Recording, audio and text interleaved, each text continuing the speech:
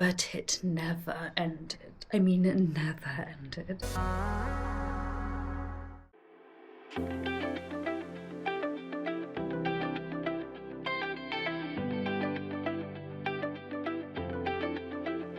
First major hill, a heatwave climb. One of 2 category 5 climbs and one of, I don't know how many categorised hills of total, but like 6? Garmin says it's 1 out of 16 hills. Luckily it's my local hill.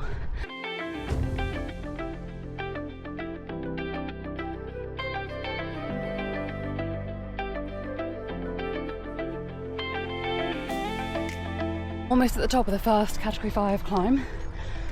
35 metres to go of elevation. This is Hatel, and we've got ponies.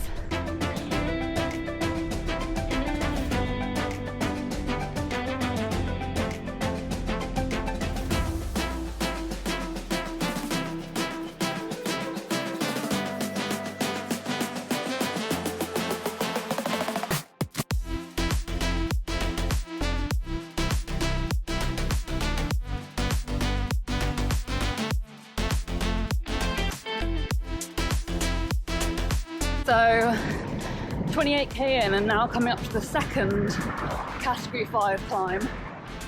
I don't think I've ever ridden up it before, it's so savage.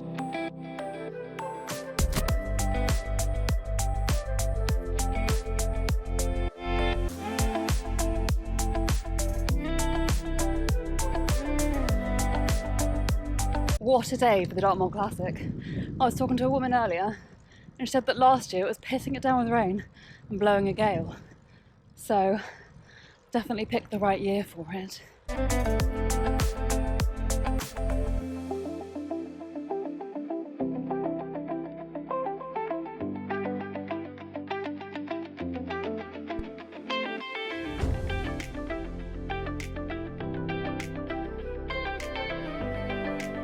Absolutely banging feed station. Oh my god, so good.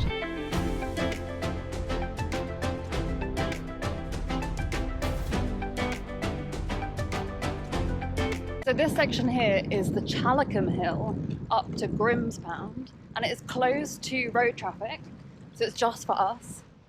It is a timed hill climb. I will not be partaking in any kind of effort. I'm just gonna get up it.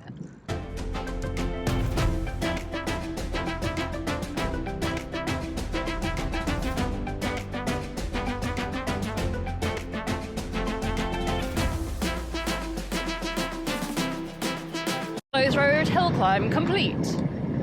I did it quite slowly.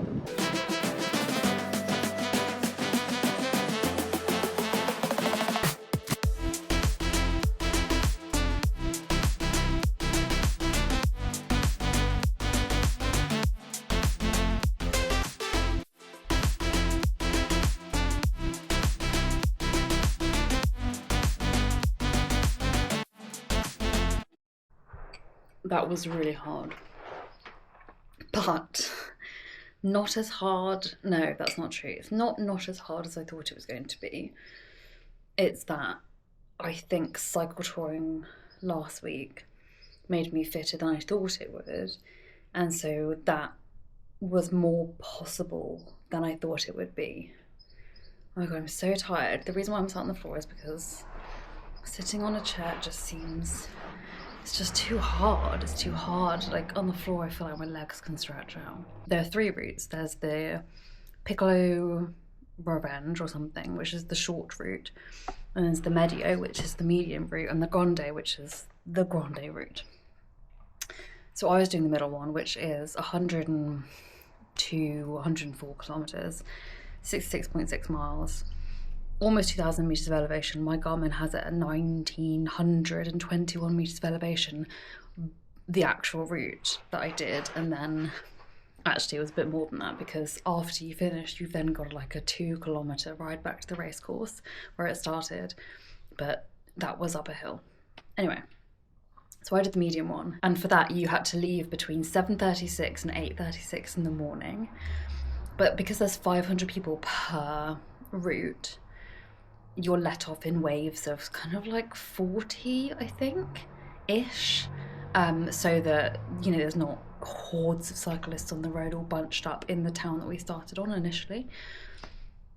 And queuing for that took an hour, which was challenging. I don't think in previous years it's been like that because they've gone on in waves of 100. But this year, apparently the police were a bit more like, we actually would rather there weren't just a bulk of 100 riders on the road at a time, which, fair. So it took much longer. So I was waiting in that queue for 1 hour, which was a lot. And it was already really super warm. So we took off at 8:30, I think my wave went off. And I wanted to go as soon as I could, so 7:30. But obviously, anyway, it worked out as 8:30. And then the first 10k is basically flat to the bottom of the Haytor Hill, which is where Dartmoor starts, basically. And then that hill is category 5 climb. It is about 6 kilometres long, just under 400 metres of elevation gain, I think, that hill. So that is the first immediate boom. But I've done this hill 1,000 times before. It's my local hill. I even filmed a video where I cycled up that hill climb, because it's a Tour of Britain hill climb. I did a video where I cycled up that every single day for a week. So I know the hill really well. It doesn't bother me that much. It's really steep in places, but because I know it so well, then I know exactly how to take it on and how to pace myself and my expectations. And expectations really matter. So after that, you keep actually climbing onto Dartmoor even after that climb is done. And then you tip down to Ashburton, which is another town on the edge of Dartmoor, but it's right down the bottom. So you come herring down there, where I saw 2 guys crash actually, but at quite slow speed. They just had to stop because there was a car stopped in front of them, going down this really narrow lane because another car was coming up. They couldn't stop in time. They were flying past us. They couldn't stop in time. They were both clipped in, and they both crashed into each other and a car. I don't know what happened. I think they managed to scratch the car. But they were completely fine. They just took a tumble, basically. They crashed at the slowest point just before they actually stopped because they were coming to a stop. Anyway, so we came down into Ashburton, then turned straight back up again to Holne and Hexworthy. I will show these on the map right now because you'll see that they are chevroned hills. These are very, very, very steep hills. And it's also a category 5 climb, but I think Haytor isn't as bad. But there were some sections where, oh my God, so many people got off and walked. I got off and walked. It's punishing. And it's one of those hills where it goes up really steep and then it tails off so you think you're done and then it goes up again. So that was really interesting. But, I mean, those were the 2 climbs that I was really like, oh God. But they were near the beginning, so that was good. So after Holne and Hexworthy, climbed back onto the top of the moor. And it gets really beautiful there, but then you're heading towards Princetown, which is where the first feed station was, at around the halfway mark in mileage. But also the bulk of the climbing was in the first half of this route, which is great. But I have learned from previous rides that when you get to the top of the moor there and you're aiming for Princetown, it takes way longer than it feels like it should and like it should on the map. And it's just this constant undulating, really beautiful riding, really beautiful moorland. But when you are already tired and you're like, I am going to need to eat something and drink something soon, those 8 kilometres never seem to end. I had eaten something like a kind of nut bar thing at the top of Haytor because I've learnt before, eat early and often. So I'd eaten at 16 kilometres into the ride, and then at 47 kilometres into the ride we reached Princetown. And this is a really high moorland town. It's really pretty. It's a lovely place to go to start walks, rides, mountain bikes, all sorts of things from. Rock climbing's there, it's great. The feed station was there. So this was over half of the hills, over half of the elevation, and just under half the total ride distance. So stopped there for probably about 10 minutes, drank half a cup of coffee. I filled a cup to halfway because I didn't want to drink too much, but drank half a cup of coffee, ate half a banana, and a packet of salt and vinegar crisps, which is great because you eat so, like, you're offered so many sweet things on these kinds of things, and like energy bars are always sweet, so it's really hard to make stuff that's savory, and I understand why, but as a result you just end up eating sweet stuff, and I like sweet stuff sometimes, but it's not what I need in this situation. So packet of salt and vinegar crisps at the first feed station was bliss for me, because that allows me to then eat more sweet things later if I need to, because I don't just have that cloying constant sweetness in my mouth. Great, like great spread. Honestly, if you're considering doing the Dartmoor Classic and you want to know what the feed stations are like, it was great. And apparently it's going to be even better next year, because next year is the 20th anniversary of the Dartmoor Classic, so they're going to like pimp it. But there was like hydration drinks, you could obviously refill your water bottles, there were bananas, whole bananas and half bananas, which is really clever. Loads of different kinds of cakes in small, easy to eat segments. There were some sandwiches, which, oh my god, I could not eat a sandwich on a ride, that would be so strange. There was pies, hominy pies, if you don't know what it is, look it up, it's like an English classic, and crisps, and then coffee and tea as well. And it's just a kind of like go kind of situation. So we left after about 10 minutes. Then, like, because we'd stopped after all of that climbing, it was really tough to get going again, and it's sort of a bit undulating out of Princetown, and then you hair down this amazing hill. But I know this road really well, and so I'm just so aware that it is an absolute grind up to Postbridge, and that is a road that always feels longer than you feel like it should be as well. I always think those two places are much closer together than they actually are. So headed along there. It's really hot at the moment, so we have an amber warning for a heat wave that starts at midnight tonight or tomorrow or something. It's currently 27 degrees. I'll put on the screen what that is in Fahrenheit, because I have no idea, but about a billion. And it was really hot today. There wasn't a breeze until the end, and it was a headwind, obviously. So it was really hot, and I had drunk a litre of water by the time I got to the first feed station and could fill up my water bottles, and I was just so hot. I could start to feel, I don't know, just I could start to feel my sort of brain shutting down a little bit. So the 10 minutes in the feed station, just standing in the shade, was actually really good. Even though I drank some coffee, which is hot, I didn't, like, I cooled down, and that was really blissful, because I think I was starting to overheat, and if you know what that feels like, it is horrible, and it's not a very safe situation to be in. So you don't want to stay overheated for very long. So it's a really hot ride. So we got to Postbridge, and then we kind of headed downhill instead of staying on that top road, which I know really well, and we could have just sailed on by. But no, we come off the road, we go down into a valley, and then we come up to the bottom of the closed road hill climb section. So there's like a kind of king of the mountain, queen of the mountain situation there. You go through a timer at the bottom, you go through the timer at the top. There's a leaderboard. Not interested. But I also know that road quite well, and it's a beautiful road, but it is a slog of a climb. It's a 2.5 kilometre climb, I think. And it's not super steep, it's just endless. And then from there, in my head, I was like, this is bliss, because I know from there, top of the moor, we've done almost all the elevation. We just go down into Morton Hampstead, up the Morton Hampstead climb, which is a brutal switchback climb, but fine. And then down over the top into the next valley over, which is the Teen Valley. And then it's just 20k back to the finish. And that is almost entirely downhill. That's what it looks like on the map. And that's not true. So got to Morton Hampstead, the second feed station there. But it's just a tiny one. There's, you can refill your water, you can grab a quick bite to eat, but it's not really intended that you stay there very long, which is fine. We just stopped to have our water and then hit the road again. The Morton Hampstead climb was brutal, so it's really long. It's like a couple of kilometres long. I can't remember what the elevation gain is on it, but it's a real slog, and it feels like it's never going to end.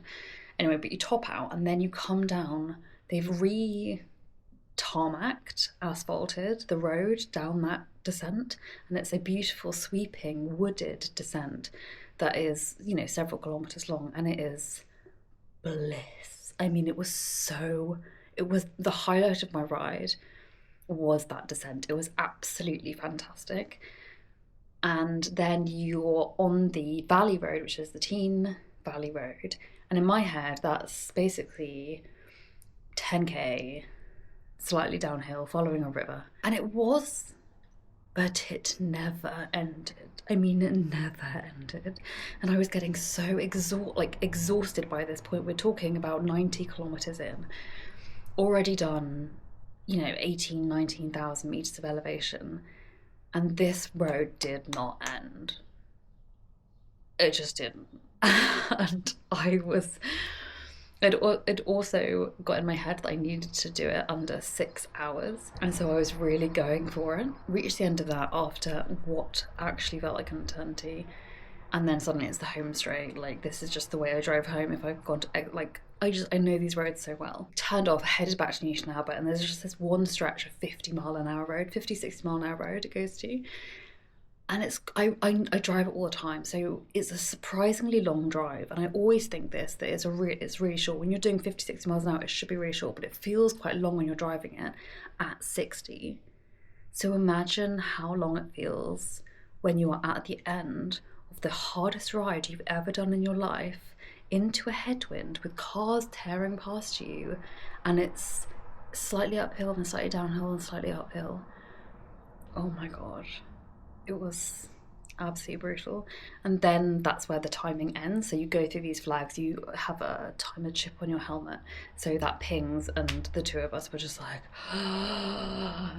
so we stopped, got off the bikes, walked for, you know, 500 meters just to not be riding after the timing finished, and then hopped back on our bikes again and cycled a stupidly round the houses route back. I know why they did it, because there's a major road closed here, so all the cars are kind of diverted along the main roads into this town, into Newton Abbot, but they want to keep the riders off those roads, but that road is short and flat, and they led us around the houses, which is long and hilly, and there were just people stopped by the side of the road, like in shade, like cyclists, just all like bent double, like with the exhaustion. That was really tough. And then got to the race course and it was all done. So we did it in 5 hours and 45 minutes. And I honestly thought we would take 7.5 hours or 8 hours. Like, I really thought we'd do it much longer than that. So I'm absolutely gobsmacked that we did it that fast. Probably why I feel so tired now is because we did it that fast. But we honestly absolutely smashed it. Like, I can't believe how quickly we did it. And that isn't like super quick, but it's really quick for my expectations. So yeah, that was the Dartmoor Classic.